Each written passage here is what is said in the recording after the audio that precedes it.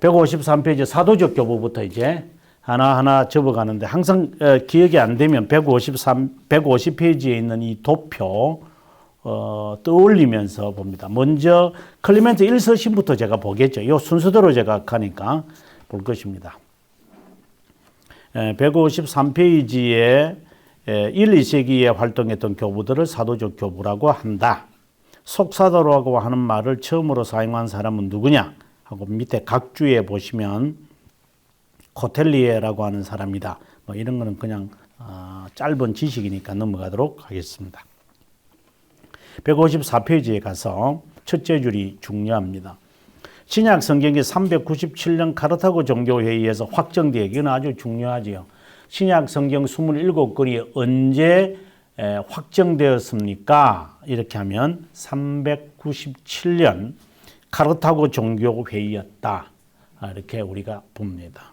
그럼 그전에는 신약 성경이 그냥 확정은 하지 않고 이것이 주요한 성경이라기보다는 이제 주요한 신앙 서적이다. 이렇게 이제 불려지다가 영지주의가 워낙 빡세게 이제 활동을 하니까 이게 안 되겠다 하고 이단에 대한 그 방어책은 성경밖에 없다라는 것을 알아서 아우구스티누스와 함께 제롬이 참석한 종교회의에서 성경을 정하자. 이래서 이제 신약 성경이 완성되어지는 요한계시록까지로 마무리를 하고 속사도 이후부터는 쓴 책을 성경이라고 보지 말자. 이렇게 정하고 이제 성경을 많이 알려지고 적어도 이 신약 성경의 기준이 맞는 것에 따라서 성경을 이제 확립을 해요. 그 네 가지 기준은 이제 제가 쓴 이것이 개혁신앙이다에 보면은 신약 성경을 확정하는 기준 4개가 있어요. 가장 첫 번째 중요한 것은 우리가 성경을 언급하게 될 때 사도들의 속사도들이 그것을 잘 사용했었느냐, 그걸 중요하게 봐야만 나죠. 왜냐면은 300년이 지나고 난 다음에 성경을 지금 이제 확정을 해야 되는 상황이기 때문에 이제 그럴 수밖에 없는 거죠. 그 다음에 이제 두 번째가 구약 성경을 언급하면서 신약 성경에 인용되어 있는 것이 있느냐. 이제 그것도 중요하게 볼 수밖에 없죠. 그래서 이제 그러한 것들. 그 다음에 가장 널리 사람들이 읽고 있었느냐. 어디든지 다 통용하는 것이었느냐. 이런 것들이 기준들이 있어가지고 이제 397년에 이제 확정을 하게 되어집니다. 그 다음에 이에 반해서 동시대 작품들이지만 읽어서는 안 되는 책들이 있습니다. 예를 들면 도마복음서, 마리아복음서, 베드로 행전과 같은 영지주의 작품, 영지주의란 말이 이제 등장을 하기 시작합니다. 많은 영지주의자들이 쓴 작품들이 있다. 이들을 가리켜서 위경이라고 한다. 단지 수십만의 사람들이 읽어 베스트셀러가 되었다는 이유 하나로 그 책이 양쓰고 권장할 만하다고 할 수는 없다. 그래서 우리가 중요하게 봐야 될 책 6권이다 하고 이제 제가 밑에 소개하고 클레멘트 1서신을 이야기합니다. 클레멘트라고 하는 사람은 베드로의 제자라고 알려져 있었고 로마 교회의 감독이라고 알려져 있는데 이건 확정된 게 아닙니다. 이건 아무도 모릅니다. 그러나 구전으로 내려온다 이렇게 보시면 좋겠습니다. 그 다음에 이제 앞서도 보면은 변증가에서 150페이지 한번 보시면은 거기 보면은 그 변증가에서 세 번째 인물인 클레멘스라는 인물이 있잖아요. 클레멘트 이름이 비슷해요. 그래서 이 두 사람들이 다 클레멘트예요, 실제로는. 그래서 제가 구분하려고 클레멘스라고 말했을 뿐이지 실제로는 클레멘트예요. 그래서 이 두 사람을 어떻게 구분하느냐 하면 클레멘트 1서신을 쓴 그 클레멘트는 로마의 클레멘트라고 그러고, 왜냐면 방금 제가 말했다시피 로마의 감독이었다고 이제 이야기하니까 로마의 감독이고, 그다음에 클레멘스라고 되어 있는 변증가의 세 번째 인물은 알렉산드리아에서 활동했으니까 알렉산드리아의 클레멘트 이렇게 이야기를 합니다. 이게 좀 헷갈린데 뭐 그냥 몰라도 됩니다. 이건 그렇게 중요한 게 아닙니다. 그다음에 중간에 보시면 클레멘트는 성경의 기록자인 누가에게서 70인역 성경, 70인역이라는 성경을 상당히 아마 아시는 분은 뭐 쉽겠지만 모르는 분은 70인역 성경이라는 것이 뭐냐면 성경이 히브리어로 되어 있는데 이 히브리어가 아니라 헬라어로 구약 성경을 쓴 게 있어요.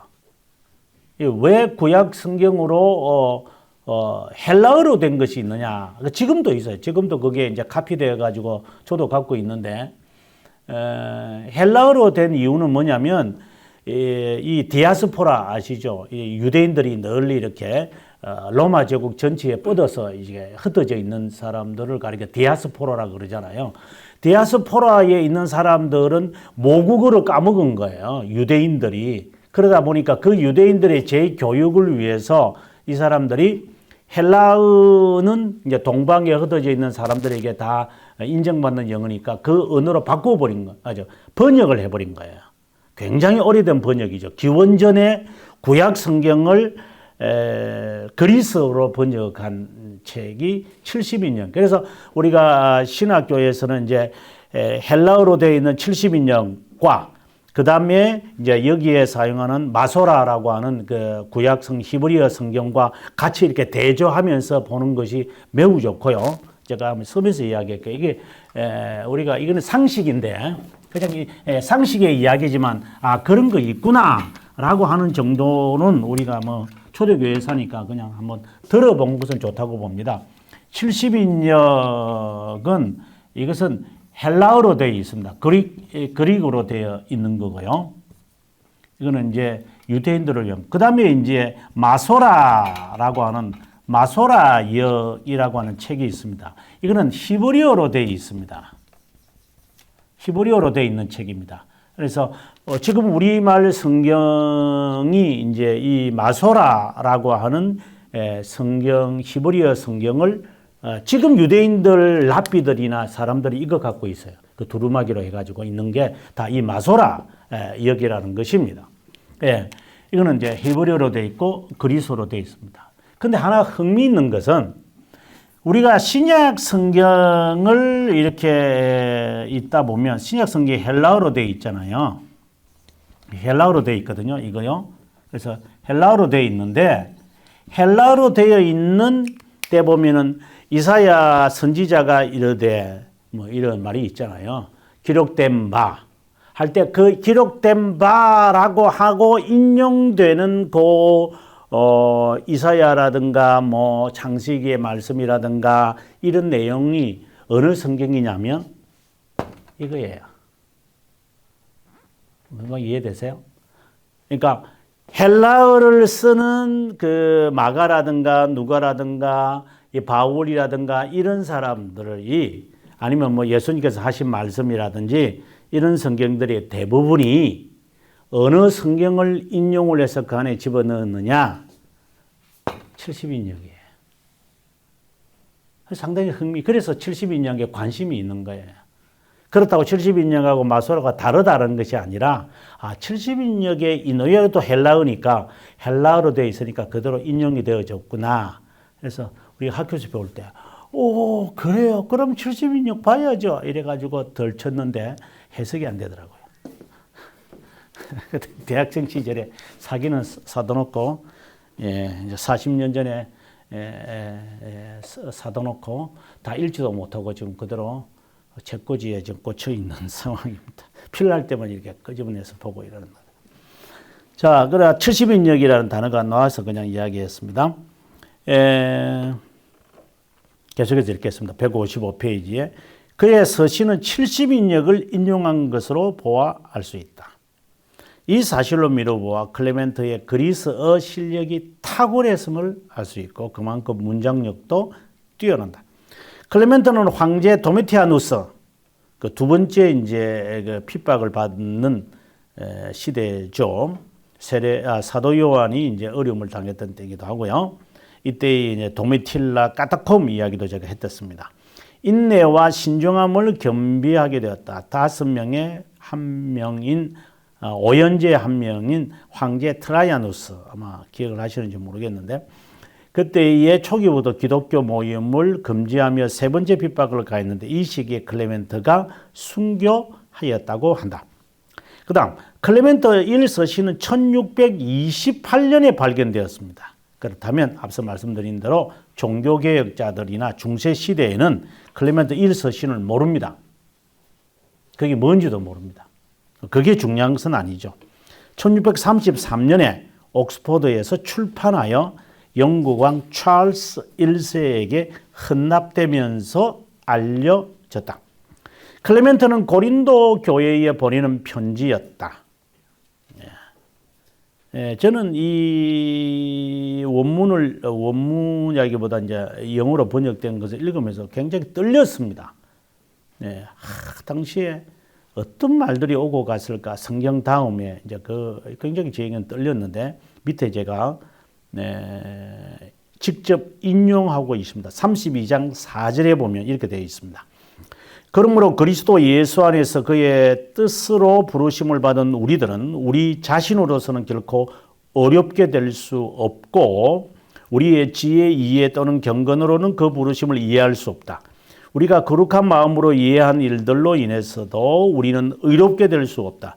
그러나 전능하신 하나님께서는 태초부터 모든 사람을 어렵게 하시는 방법은 바로 믿음이라고 하셨다.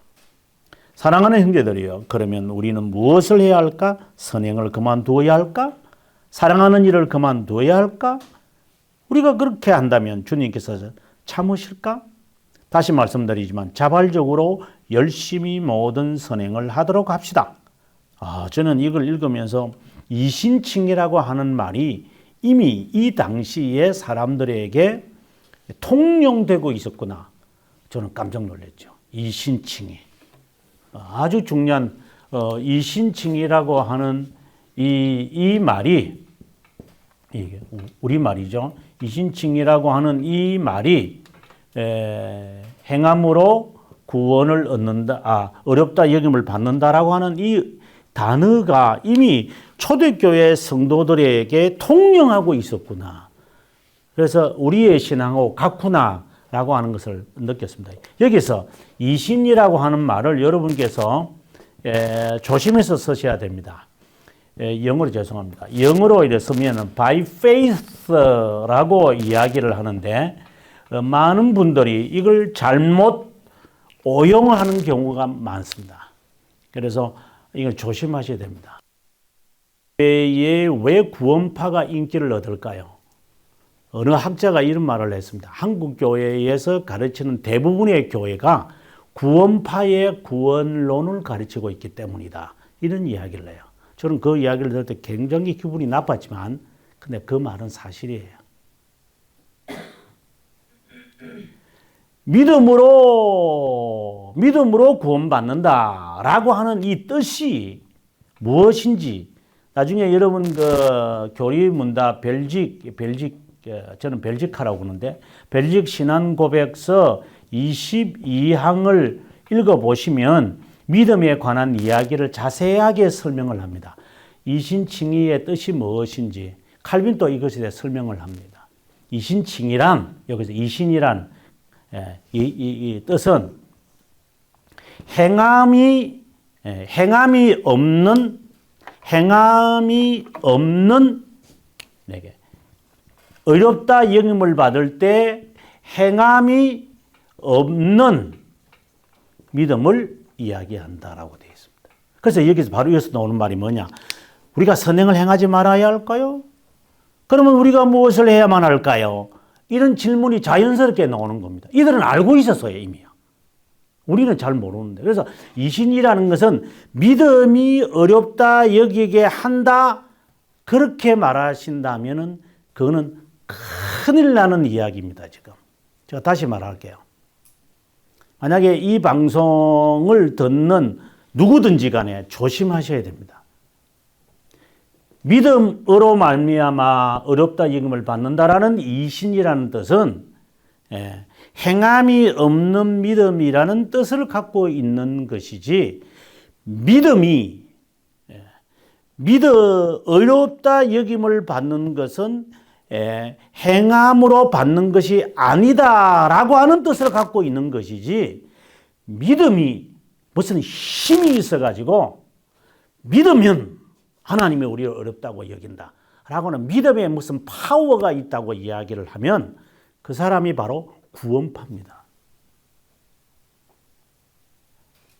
저는 한국 교회의 신학을 제대로 모르시는 분들이 이 글자만 바라보고 이야기를 하고 있는데, 그분 진짜 위험한 사람들입니다.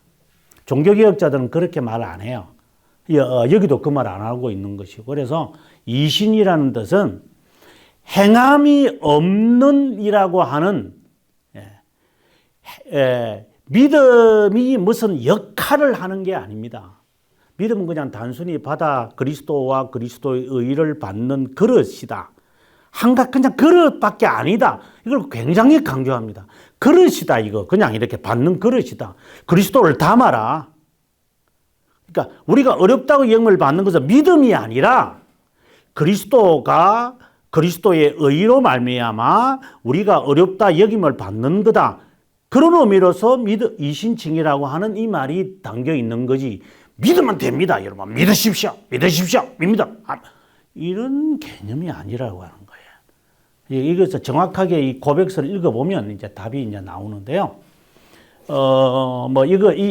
이러한 그 설명은 제가 나중에 제가 그 교리 이것이 신앙 고백서다라고 하는 제가 유튜브 강좌를 통해서 제가 자세하게 설명을 하겠지만, 제가 이제 내일 저녁부터 제가 강의하잖아요. 밤 9시부터. 그때 아마 자세하게 제가 이런 부분을 제가 설명을 하겠지만, 이신칭의에 대한 이 개념은 많은 목회자들만 아니라 한국교회의 대부분들이 이신칭의라고 하는 이 이신의 의미를 제대로 파악하고 있지 않기 때문에 이단화가 되기가 쉽게 되어 있어요. 그래서 우리가 이단성을 갖고 있는 말을 하고 있으니까 저들이 성신이 없나? 다른 게 뭐가 있어? 똑같은 이야기죠. 이런 식으로 가는 거죠. 그래서 이 부분은 클레멘트 1서신에서 지금 믿음이다 이렇게 해놓고 행함을 하지 말아야 할까요? 그만둘까요? 이런 말을 하는 이유가 바로 이신칭의의 그 믿음이라고 하는 개념을 그들은 정확하게 알고 사용하고 있다는 것을 전제하고 있다는 겁니다. 그래서 이 책에서도 이렇게 말합니다. 당시에 이신칭의 교리를 따르고 있다는 것이 증명되는 셈입니다. 하지만 로만 카톨은 이 사실을 숨기고 우리의 의지적 노력과 선행으로 의를 이룰 수 있다고 억지 주장합니다. 그들은 순전한 기독교인들을 거듭된 길로 인도하는 바리새파와 같습니다. 믿음으로 어렵다 여겨진다는 사실을 깨달으면 선한 행위는 자발적으로 일어나는 것입니다. 먼저 믿은 자가 올바른 신앙생활을 하지 못해서, 다시 말해 믿은 대로 행하지 못하거나 죽은 믿음을 갖고 있는 탓에 하나님의 역사가 일어나지 않는다는 진리를 깨닫습니다. 믿음의 행위가 아닌 가공되고 위선된 행위는 생명력이 없습니다. 그래서 무슨 행함을, 말은 이제 행함이 없는 믿음을 가지고 우리가 어렵다함을 받는다 이러면서도 은근히 행함이 필요 없다고 이야기하게 되는 거죠.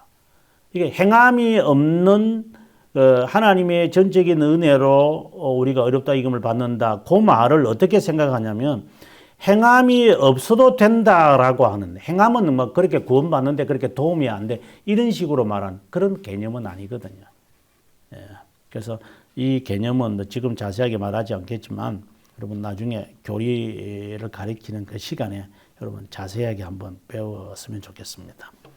아무튼 이신칭이라고 하는 강의가 여기에도 나온다라고 하는 것을 먼저 알면 좋겠다라고 하는 말입니다. 그 다음 페이지 넘어가서 158페이지에 그 다음에 보시면 디다케라고 하는 책이 있습니다. 이건 두 번째 작품인데 디다케라는 뜻은 교훈, 가르침이라고 하는 뜻이다. 모두 16장으로 구성되어 있는데 먼저 중요한 것은 159페이지 첫째 줄에 가보면 1장에서 6장에 이르는 내용이 두 길이라고 하는 것. 이것은 아주 중요한 교훈입니다. 신앙인들은 항상 두 길에 대해서 관심을 가지고 살았습니다. 두 길, 정확했습니다. 두 길 이렇게. 생명의 길과 지옥에 가는 길. 둘 중에 하나를 선택하는 겁니다. 그들 항상 그 생각을 갖고 있지 중간에 영역은 없었습니다. 그 다음 7장에서 10장까지의 내용은 보시면 교리의 내용과 유사합니다. 세례, 금식, 성찬, 선교, 종말, 예배, 규정 이런 내용들이 다루어져 있습니다. 그 내용에 이제 밑에 하나 인용을 제가 하고 있는데 한번 보겠습니다. 두 가지 길이 있습니다. 하나는 생명의 길, 다른 하나는 죽음의 길입니다. 두 길 사이에는 엄청난 차이가 있습니다. 생명의 길은 다음과 같습니다. 먼저 당신은 당신을 창조하신 하나님을 사랑해야 하며 둘째, 당신의 이웃을 당신 자신처럼 사랑해야 합니다. 가르침의 두 번째 계명입니다. 살인하지 마십시오. 간음하지 마십시오. 소년들을 속이지 마십시오. 도둑질하지 마십시오. 마술을 행하지 마십시오. 마약을 드시지 마십시오. 저는 이거 번역하면서 뭐 마약을 당시에 초대교회 성도들 가운데서 했구나. 성도들 가운데서 마약을 든 사람도 있었던 것 같아요. 낙태하지 마십시오. 신생아를 죽이지 마십시오. 거짓 증인이 되지 마십시오. 악한 말을 하지 마십시오. 악한 말이라는 것은 욕하지 말라 이 말입니다. 사악한 마음을 먹지 마십시오. 주일에 모이십시오. 빵을 나누며 성찬을 베푸십시오. 먼저 당신들의 잘못을 고백하십시오. 희생이 정결해질 것입니다. 이런 예의야. 굉장히 도덕적인 우리가 꼬바디스를 쓴 그 책에서 우리들에게 말하는 것처럼 초대교회 성도들은 착했다라고 하는 말. 이제 그것이 그대로 잘 반영이 되고 있는 내용입니다. 그 초대교회 성도들은 이 일은 어쨌든 바로 살자. 이게 정말 저는 제가 저희 모친이 일본 시대에 공부하셨는데 저희 어머님이 이제 일본의 교육을 받다 보니까 가끔씩 저한테 이제 일본 교육식 교육을 이제 시키는 경우가 있어요. 이제 그러면서 어머니가 제가 좋지 좀 게으르거나 이렇게 하면 얼마나 꾸짖으시는지 어머니까.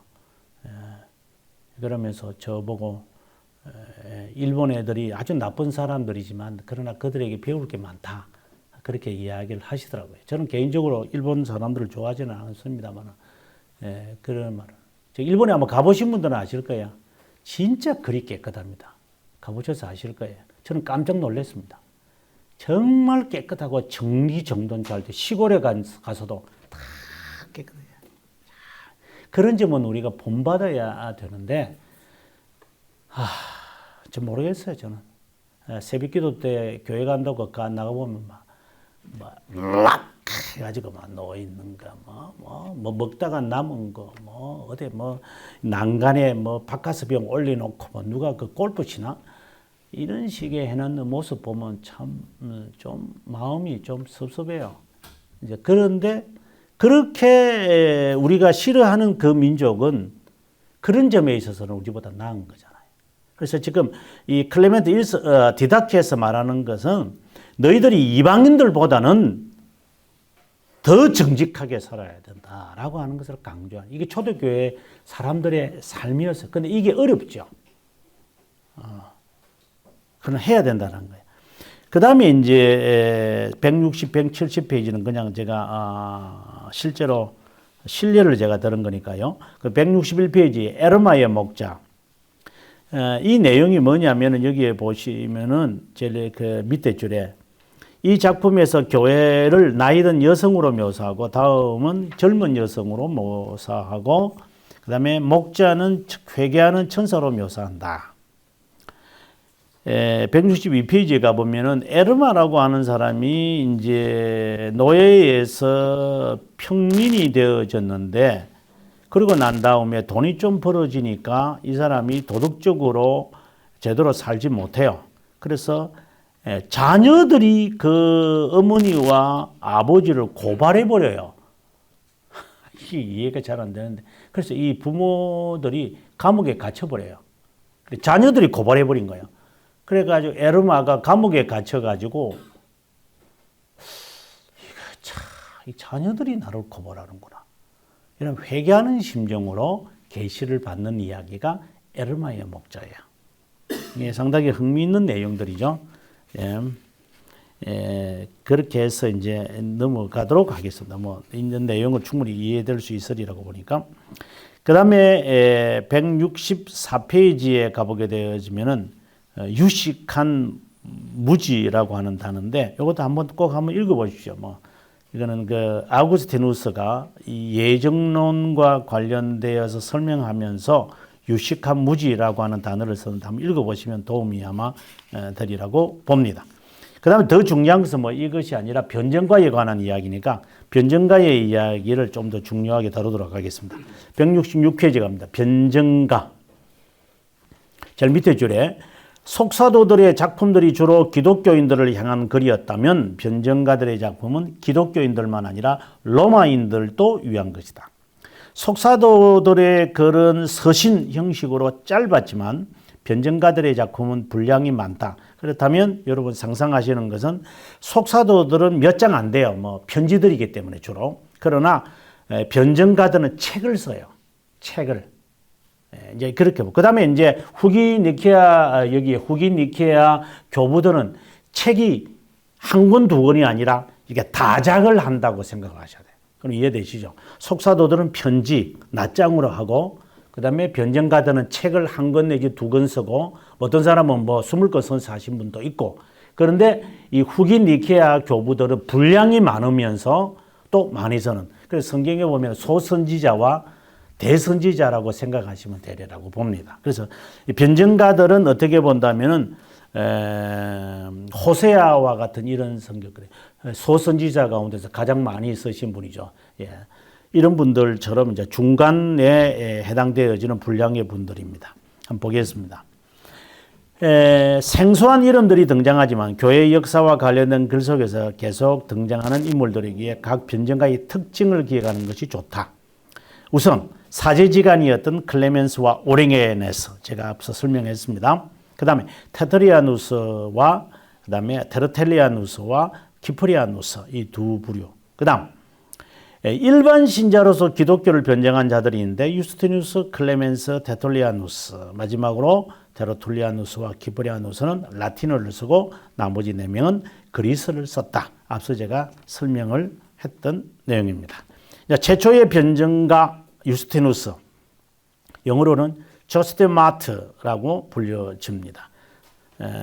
그 다음 페이지로 우리가 넘어가면 그분의 생애에 관해서 우리가 앞에서 순교 이야기하면서 잠깐 이야기를 했는데, 여기서는 좀 간단하게 한번 보도록 하겠습니다. 중간에 봅니다. 그의 개종은 예기치 않은 기회에 일어났다. 진리를 찾고 있던 유스티누스에게 한 노인이 다가와 이성으로 그 진리를 깨달을 수 없다고 일깨워 주었다. 유스티누스도 진리가 하나님이라는 것을 희미하게나마 플라톤 철학을 통해 알고 있었다. 이 말이 무슨 말이냐면, 플라톤 철학은 이건 상식입니다. 플라톤 철학에서 희미하게 진리를 알았다, 이 말이거든. 이게 조금 우리가 한번 상식에서 조금 좀 발전하면 좋겠다 봅니다. 플라톤 철학과 플라톤의 스승이었던 소크라테스잖아요. 소크라테스. 요즘에 뭐 어느 가수가 형 이래서 또 이러던데. 테스에게 죽음 후에 이야기해 달라고 하는데 테스가 알겠어요? 그 다음에 이제 아리스토텔레스잖아요. 이 세 사람을 우리가 철학에서 빼놓을 수 없어요. 근데 하나 흥미있는 것은 이 사람들이 살았던 이 시기, 좀 더 정확하게 하면 플라톤과 아리스토텔레스가 살았던 시기가 바로 신구약 성경의 중간기에 살았어요. 그리고 이 시기에 이 사람들이 활동할 때에 동양에서는 전국 춘추 전국 시대였어요. 그래서 뭐 노자, 맹자 이런 사람들이 활동했던 시기. 그리고 철학가들이 이 시기에 활동을 해요. 그러다 보니까 유스티누스 같은 사람은 소크라테스와 플라톤과 아리스토텔레스가 선지자다고 이야기할 정도로. 왜 선지자라고 그 사람이 이야기할 정도였느냐면 지금 제가 설명하는 것 때문에 그랬습니다.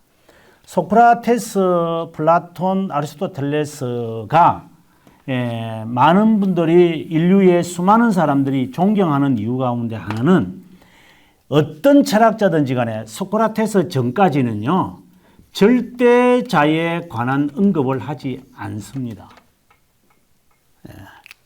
절대자라는 개념을 안 갖고 있어요. 이전에는요. 소크라테스가 처음으로 언급합니다. 절대자라는 존재가 있다라는 거예요. 절대자가 있기 때문에 이 세상이, 근데 그 사람이 누구지? 말 안 하죠. 그래서 그 가수도 말 안 하잖아요. 그냥 형님만 이야기하고, 그 다음에는 말 안 한다고 이렇게 이야기하고 끝나잖아요. 그런 거, 그거 맞아요. 그래서 그분이 아는 것 같아요. 예. 그래서 절대자라는 존재를 처음으로 언급한 분이에요. 이 사람이. 인류의 역사 가운데서 철학자죠.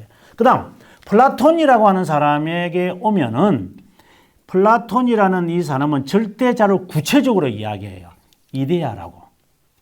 이데아가 있다. 설명을 하는 거예요. 그 이데아에게서 모든 것이 나온다. 이 나무라고 하는 것, 이제 식물이지만, 이 식물이라고 하는 식물의 이데아라는 것이 있는데, 그래서 이게 식물이 된 거다. 자, 이렇게 이야기를. 그래서 이 세상에 보이는 것보다도 보이지 않는 어떤 세계가 있다라고 하는 것을 우리에게 말해주는 거예요. 대단한 사람이죠. 그래서 지금 여기에 등장하는 유스티누스가 그런 거예요. 그럼 눈에 보이는 이 세상 말고 그렇지 않는 세계가 있다는 거 아니냐. 그럼 그 세계를 나에게 말해달라는 거예요. 나에게. 그 세계에 대해서 있다면 왜 당신이 나에게 말을 안 해주냐. 플라톤은 그 세계에 대해서는 말을 하지 않지만 이 아이디어, 완전이라고 하는 이 개념에 대해서 플라톤은 우리에게 설명을 해요. 하나님이라고 말은 안 하죠, 당연히요. 그러나 아리스토텔레스에 오면은 이거는 완전히 역전이 일어나서 아이디어가 중요한 게 아니라 우리에게 있는 눈에 보이는 이 형상이 더 중요한 거야. 형상이 있어서 아이디어가 있다고 우리가 추산해내는 거지, 아이디어가 먼저 있어서 형상으로 만들어진 게 아니야. 이게 완전히 역전이 일어나는 세상이 되거든요. 지금 여기서 지금 이 사람이 플라토 철학에서 아이디어라고 하는 것을 찾고 싶은 거예요. 진리. 다른 말로 말하면 진리라고 하세요. 진리가 뭐냐는 거야. 내가 평생 의지하고 따라야 할 불변의 진리가 뭐냐. 나 그거 알고 싶다. 저는 기독교인은 최소한의 자세는 그 자세를 갖고 있어야 돼요. 진리라는. 진리를 알지니 진리가 너희를 자유케 한다는. 진리 없이 우리가 어떻게 살겠어요? 불변하는 진리. 나는 그것을 통해서 나는 생명을 내놓을 수 있어. 네.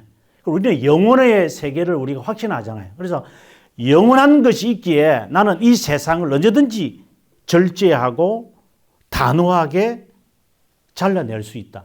이것이 신앙의 가장 기본적인 이야기들이거든요. 그런데 뭐 세상이 좋고 뭐 아파트 샀으니까 나중에 주님 갈게요. 이런 소리 나오면 이거는 신앙의 기본이 아닌 거예요. 내 아들, 딸 잘 되게 해주면 좋겠어요. 내 아들, 딸 좋은 직장 가게 해주세요. 이렇게 갖다 붙이기 시작하면요. 그분의 신앙 자체가 개념이 없는 사람들이에요. 그럼 그런 사람들은 그냥 저 산에 가는 게 나아요. 모르고 교회 와요. 그러니까 이 신앙 자체의 개념이요. 기본이 좀 덜 된 것 같아. 제가 설교하면서 그런 말하는데 탁구를 치는데 저는 개탁구를 배웠거든요. 그러니까 제대로 배운 애한테도 제가 탁구 쳤어요.